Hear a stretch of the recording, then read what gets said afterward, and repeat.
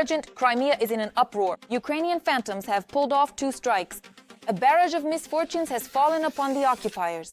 Boats are sinking and the air defense couldn't withstand the blows. Footage of the enemy's rout has spread across the internet. Putin is writing farewell letters. Both his power and his grandeur are destroyed. This is the work of the Ukrainian Navy. Putin's railway is paralyzed. The fire devoured everything. The Russians are whining. It's begun. A gasoline frenzy is raging right on the peninsula. It's now dangerous to travel by car. The war is heating up. The Kremlin is at a loss. Watch till the end for more on this. Hello, this is Ukraine Today. I am Darina Hutsakalo, bringing you the latest events. This is a real breakthrough. In Crimea, the ghost struck a Russian landing craft. The Kremlin's might sank at this very decisive moment.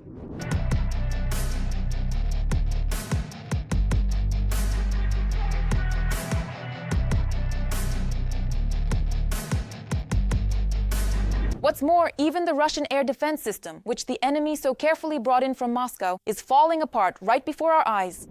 This time, the targets of the reconnaissance strike were the RLS-96, L-6 of the S-400 Triumph anti-aircraft missile system, the RLS-P-18 Tyrek, the RLS-55 ZH-6U Neba-U, and the BK-16 patrol boat. Putin has ordered to conceal the massive losses of his army, but it's already too late. Images of destroyed equipment are spreading across the internet. The results of our forces' work are impressive. On a highway in Crimea, a tractor was spotted transporting heavily damaged military equipment, possibly after a strike by the HUR. Not only the intelligence officers, but also the partisans performed flawlessly. The railway near Armyansk in Crimea is on fire. The enemy definitely did not expect this.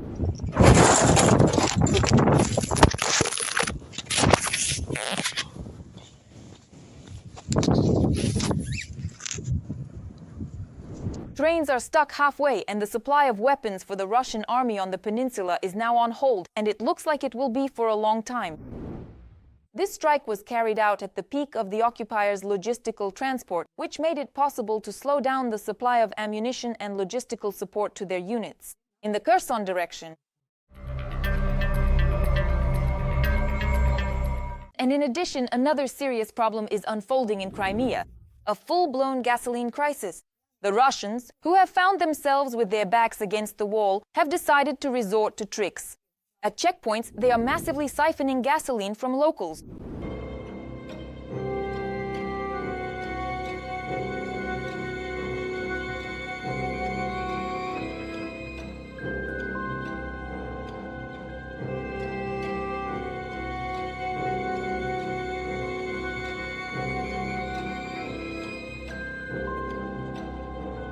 This practice started this week and is gaining momentum every day. At the same time, the occupiers don't touch people with Russian registration because they have a long way home. But for Ukrainians, they constantly siphon off gasoline. The occupation authorities are also troubled by something else. In Crimea, the water supply problem is rapidly worsening. There is practically no water anywhere, and Alushta has only 3 months left.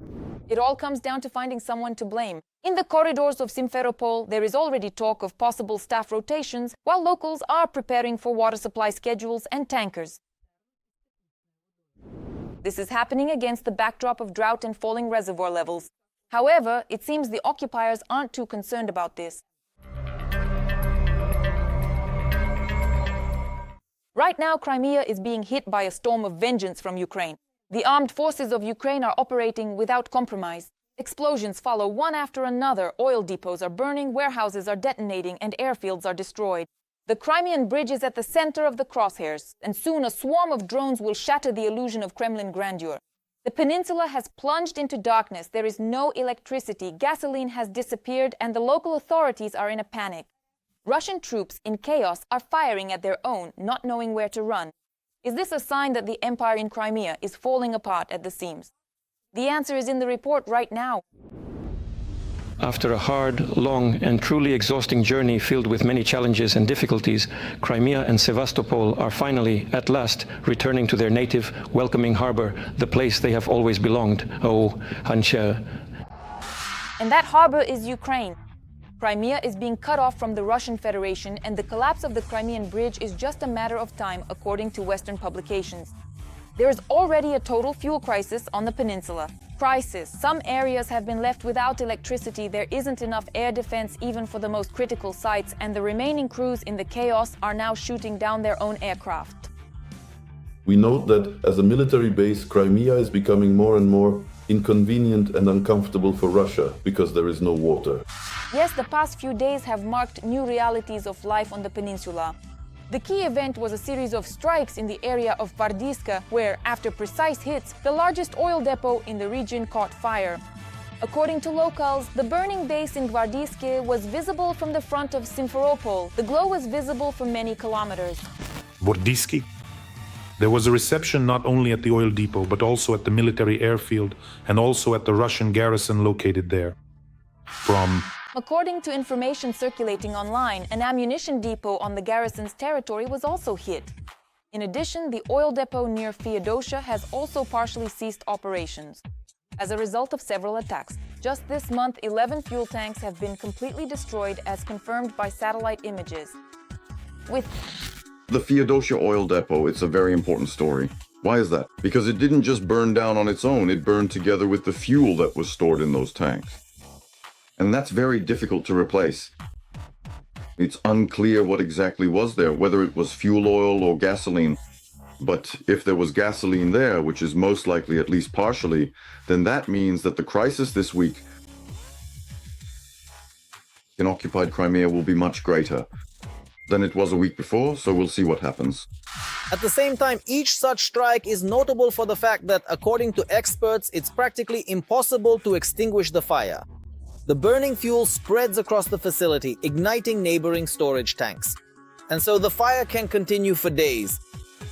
The landscapes of Feodosia adorn almost the entire eastern part of Crimea. They say the flames can be seen from 30, and in some towns even 50 kilometers away. It's still burning out here, and that's all there is to it. The facility needs to be shut down. This is a recommendation for the occupying Crimean authorities, who have also confirmed that there will be no gasoline. There will be no diesel either, the local authorities add. Yes, since the beginning of the week, diesel fuel has also disappeared in Crimea, local activists report. Given the current state of affairs, the promises of the occupying head of Crimea, Sergei Aksyonov, to stabilize the fuel supply situation have simply not been fulfilled. This was added by Z propagandist Alexander Sergeyev.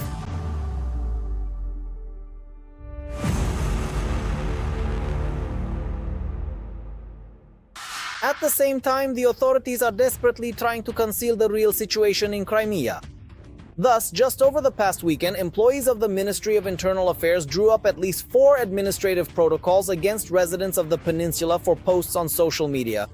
People in particular were outraged by the lack of fuel. Notably, Russians themselves are partly helping the Ukrainian armed forces to target sites in Crimea. Experts have analyzed that you can now find them simply by opening maps on the internet. Remember when Yandex.Maps, he started blurring all sorts of strategic sites? I'm saying that now it's absolutely clear where exactly to strike. So, my friends from Informnapalm noticed that the Special Operations Forces did exactly that. The territory of the oil depot in Vardiska was blurred out on Yandex, but for some reason that didn't help against the strikes. Mysterious. Once again, thanks to all the Russian decisions that help increase the effectiveness of Ukrainian strikes, blurring military sites on Yandex Maps is definitely one of them. Another decision that contributes to the regular strikes in Crimea has been the work of the defense forces targeting Russian air defense sites on the peninsula. For example, the day before, the main intelligence directorate managed to hit the occupiers' newest radar system. We're talking about the Valde complex, which was developed to detect small-sized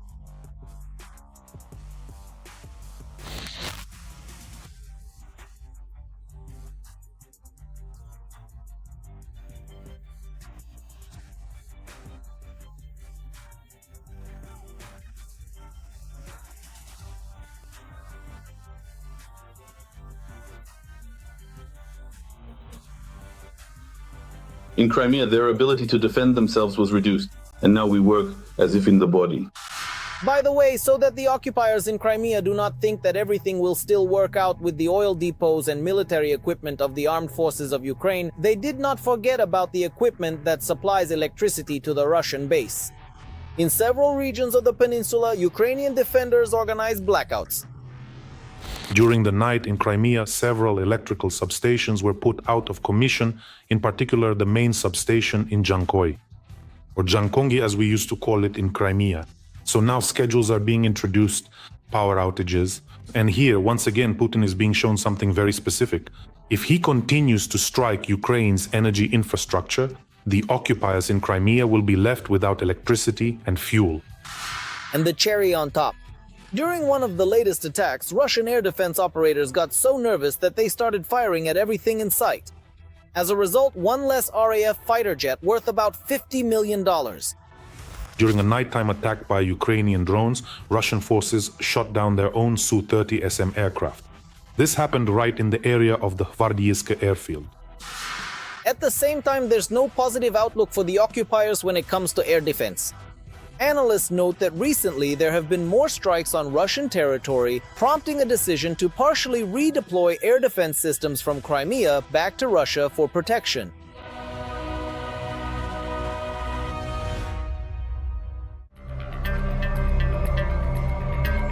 Every voice matters. Join our community, support independent journalism, and help us bring you the truth from Ukraine. Become a member of Ukraine Today. Join us now. Meanwhile, in Mariupol, there is looting at the state level. The Russians have hit a new low again. The Russian State Duma has passed a law allowing the confiscation of homes and property from those who fled the occupation. Another blow to civilians, the true face of the occupiers on display, ruthless, cynical, and ready to profit from others' suffering. And that's not all. What other crimes are the occupiers committing, and what shows that our revenge is not far off? More on this in the following report. Racketeering at the state level. The Kremlin has begun to massively seize apartments and houses belonging to Ukrainians in Mariupol. The local authorities declare the property ownerless and confiscate it in favor of Russia. They are seizing apartments even from those who stayed in the city but did not obtain a Russian passport. Or even if someone is on the occupied territory but simply refused to accept this, no longer it says sorry, I don't know what to call it, the passport of a Russian Federation citizen, that scrap of paper. If someone were to refuse to accept that particular toilet paper, then that action alone is considered sufficient for them to declare the property, contrary to all established norms of international law, as so-called, as they themselves call it, ownerless property, and basically just take away the housing. The process of seizing housing has been published on the website of the Occupation Administration, and it begins after an inspector declares the property ownerless. In the course of 10 days, the address of the property with signs of being ownerless is published on the website. After this, the owner must appear in Mariupol with documents proving ownership and a Russian passport. It is stated that other forms of identification will also be accepted, but it is unclear which ones. If the owner does not appear in person within 30 days, the property is registered and entered into the register of ownerless real estate objects. After 3 months, the administration may apply to the court requesting the transfer of the property to city ownership. From the documents published by OMA from July 2024, at least 5,700 houses have already been designated for seizure. These lists include property that is not registered in the Russian registry. According to journalists' estimates, there are currently 2,200 houses in Mariupol at a late stage of owner identification. They are considered ownerless pending a court decision. The BBC has identified another 3,550 houses as potentially ownerless. Journalists were unable to find information on how many properties have gone through the courts. However, the Russia-appointed mayor of Mariupol, Oleg Margun, said back in early April that court decisions had already come into legal force. Court rulings have been made on 600 apartments. For the Kremlin, Mariupol is a showcase story of how life supposedly gets better under Russian rule. Even Putin himself spoke about the huge number of people returning home. We are paying a lot of attention to Mariupol, and rightfully so. It's a big city. There is, in fact, to a certain extent, a construction boom happening there. And according to our estimates, at least 300,000 people have already returned to Mariupol. Let us remind you that before the full-scale invasion, 430,000 people lived there. And this is a video of the city in the evening, its streets and buildings. Right now, there are basically no people, no one is in a hurry to return. That's why the occupation authorities are confiscating housing for Russians, military personnel, heroes of the special military operation, refugees from affected Russian regions, and collaborators. In other words, they are not satisfied with Mariupol's Ukrainian residents who, in fact, have lived in their own city for many years, building their lives and communities there. Some of these residents still continue to live in Mariupol, despite the many difficulties and changes that have taken place.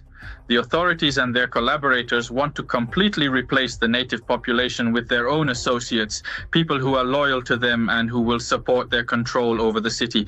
Not many Ukrainians are returning to Mariupol and obtaining Russian passports in order to re-register their property.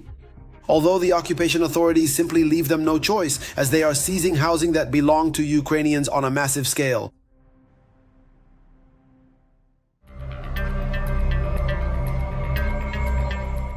How do you assess the work of our people in the temporarily occupied territory of Crimea? Share your opinion in the comments, hit the like button under the video, and stay up to date with the main news. There are already more than 470,000 of us subscribed. More to come. See you soon.